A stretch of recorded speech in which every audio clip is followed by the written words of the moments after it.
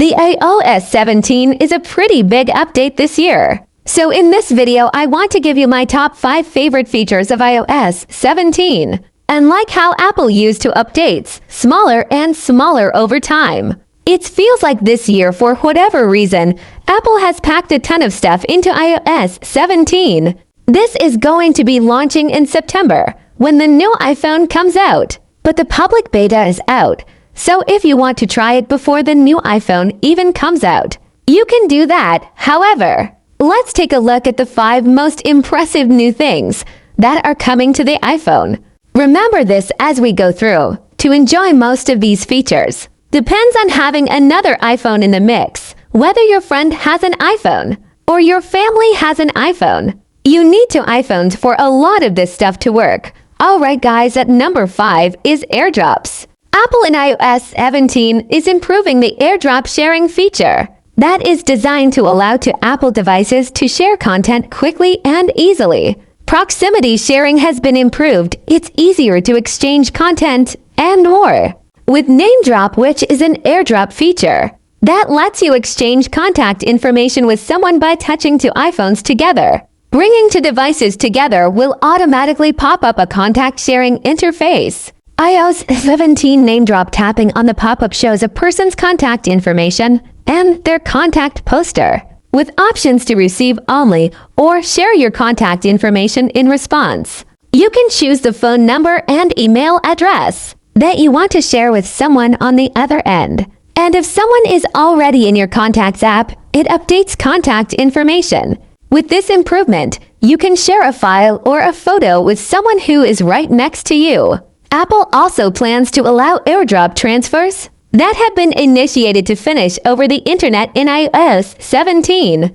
That means if you start sharing a bunch of files or photos with someone, you won't need to stay nearby for the transfer to complete. However, at number 4 is a feature called Personal Voice, an accessibility-centric feature in iOS 17 that saves a likeness of your voice. Just the way different Siri voices come pre-installed on your phone. It integrates with the inbuilt live speech system and reads out on-screen content or any other data stored on the phone in your voice. Apple says the new featurelet is designed for people who may know that they are at risk of losing their voice at some point, or maybe their vocal cords fatigue after a long time. There are conditions like that NTD is a common and others address such a scenario.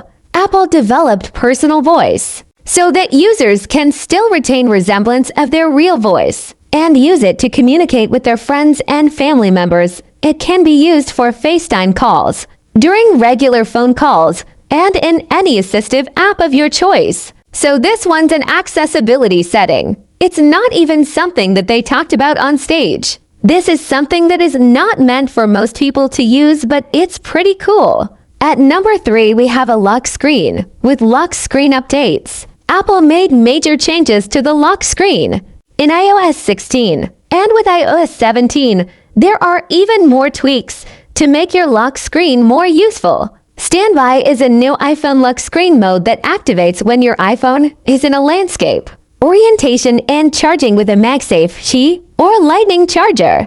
It is similar to the nightstand mode on the Apple Watch, turning the iPhone into a useful information hub when it's not otherwise in use. In the standby mode in iOS 17, your iPhone can display the time, a calendar, favorite photos aggregated with the Memories feature, incoming notifications, music playback controls, Siri responses with rich visuals, live activities, the weather, and more through widget support.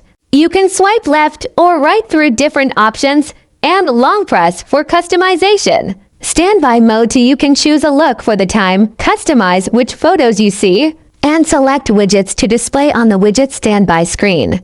All of your lock screen widgets are available, so you can have a standby hub that meets your specific needs. Standby works best with an always-on display, but it can be activates with a tap on iPhones that do not support always-on technology. Number 2 is interactive widgets. The widgets on the lock screen and the home screen are interactive, so you can use them without having to open an app with reminders. For example, you can check off a task right in the widget, or with Home, control your smart lights. Apple apps work with interactive widgets, and developers will be able to take advantage of interactive widgets for third-party apps. Before the last features in our list, subscribe to my channel and click on the notification bell icon to know when I upload another video. Number 1. FaceTime. Apple's iOS 17 upgrade brings notable new communication features, adding functionality to the phone app and the FaceTime app. The phone app lets you customize what people see when you call them, while FaceTime gains video messages and the option to take FaceTime calls on the Apple TV.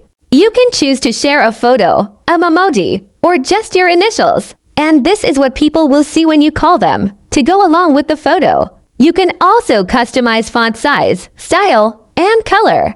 Note that you cannot change your name from this interface. That needs to be done by changing your contact info. So friends, are there features you are excited about? Please let me know in the comments down.